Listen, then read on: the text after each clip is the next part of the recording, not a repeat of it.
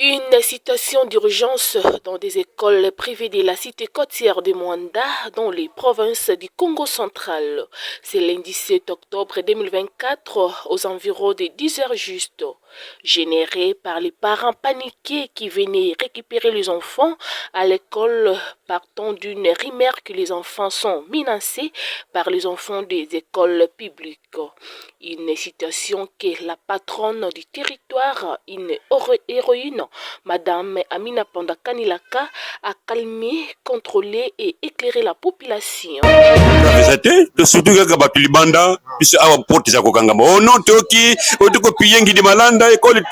Nous avons compris ce sont des rumeurs. On a fermé la porte, moi na moko te bimi libanda puisque papa ba les vérifier formation te. Fin de compte ben la police pour heureusement maman a été ailleurs le parents qui boutique des ordres boutique koyoka n'importe quoi. Donc ce sont des simples rumeurs et bah puis école telle bah parents ba yo qui sa information. C'est ça le problème. Ce n'est pas grand chose. Que les parents ne puissent pas paniquer. Vouloir chaque fois bien vérifier l'information en cas de Je venais de les dire qu'il y a eu une psychose, oui, bon, un peu sous forme de panique, générale d'ailleurs si on peut le dire ainsi, dans nombre de nos écoles privées. On nous a appelés pour nous dire que les parents veulent récupérer leurs enfants.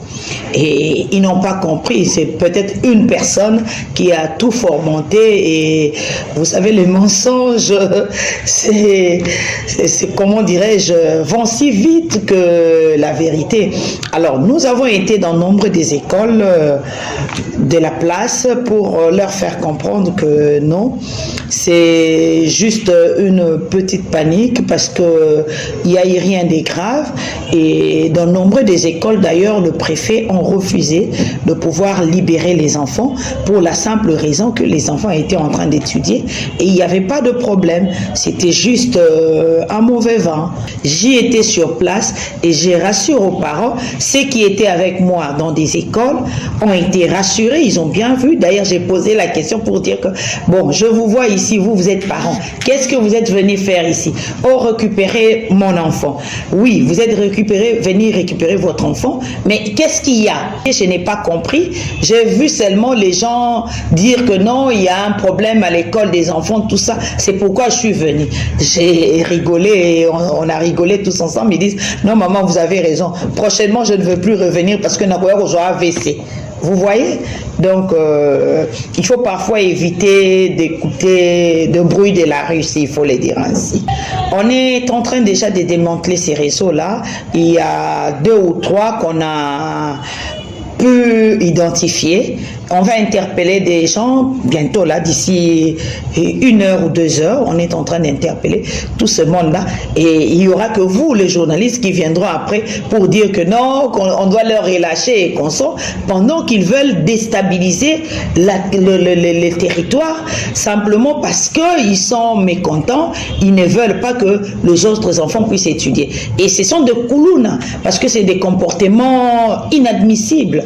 J'aimerais rassurer aux parents, je l'ai dit encore haut et fort, rassurer tout le parent d'envoyer leurs enfants à l'école, que ce soit c'est de l'école publique, l'école privée, qu'ils puissent envoyer les enfants à l'école. Pour la simple raison de 1, les syndicats des enseignants a déjà accepté de pouvoir reprendre la craie, depuis hier d'ailleurs, moi je suivi le communiqué, c'était hier après-midi à la radio, qu'ils étaient d'accord de pouvoir reprendre la craie dès ce lundi aujourd'hui et nous avons circulé dans 2 ou 3 écoles publiques, nous avons vu qu'ils étaient en train d'étudier. Alors quoi de plus normal que d'envoyer les enfants à l'école pour qu'ils puissent étudier parce que ce sont eux notre avenir, l'avenir de demain dépend de nos enfants.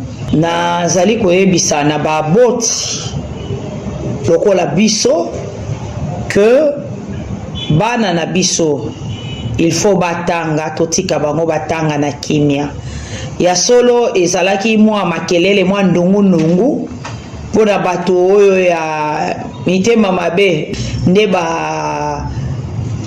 basalaki makelele wana pote bana bazonga ndaku me eloko ezalaki te touti kotambola na baekole ebele na Mwanda tomoni ke eloko eza te okotuna bato mpona nini oye kozwa mwana o mpona yoki ke na ekole busongolo basali boye ntango koluka overifie eza lokuta.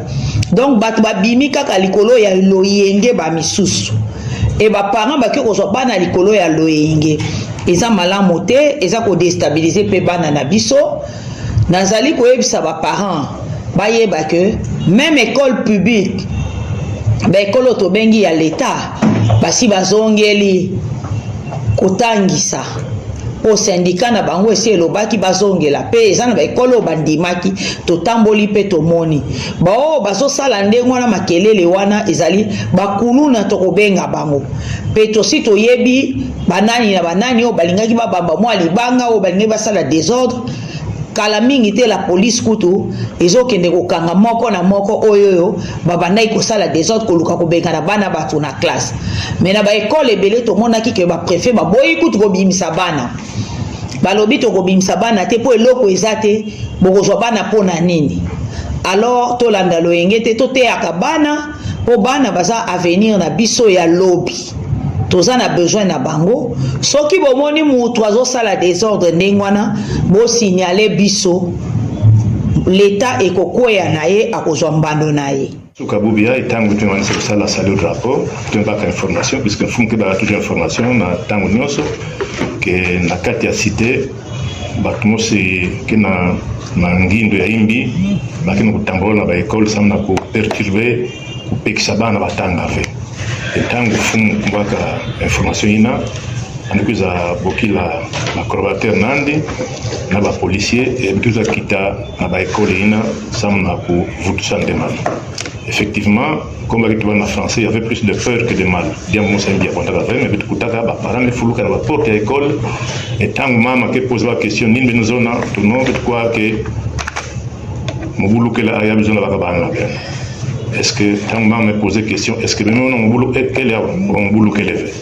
Alors, nous pouvons venir bicabane, parce que ben, il faut attendre. Et ensuite, dans le niveau de Kinshasa, le syndicat, déjà, ben, on peut ça ordre dans l'école publique, la classe, il y a bande qui l'ont à lundi.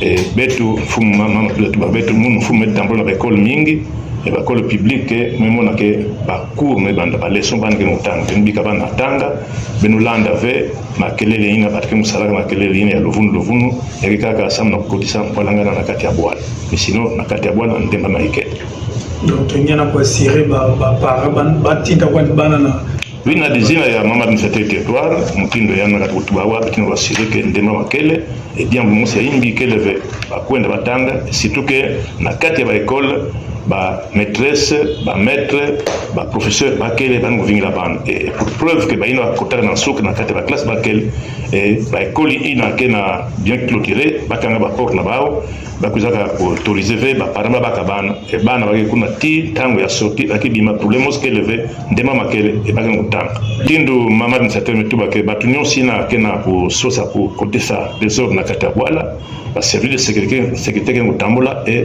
bakebaka bao et bakisambisa bao mama landaka information zone en tango à midi amituba ke ba syndicat ba mendima proposition et pesa ba gouvernement et ba kuza pesa assurance que kilumba buya lundi ba cours fona banda na ba école nyonso ya public ina na grève pour preuve que buya na mwanda ba école de tambola ka public betumona ke ba cours me banda normalement problème grave zate to surtout que ba tulibanda puisque awa porte za kokangamba oh non toki otoko piyengi di malanda école telle nous avons compris ce sont des rumeurs on a fermé la porte moi na moko te bimi libanda puisque ba parents ba les vérifier formation te fin de compte ben la police pour heureusement pe maman ate aye alobi ba parents que boti que des ordres boti ko yoka n'importe quoi donc ce sont des simples rumeurs et ba piyer école telle ba parents ba yoki sa information c'est ça le problème il n'y a pas grand chose que les parents ne puissent pas paniquer vous doivent chaque fois bien vérifier l'information en cas de pépin.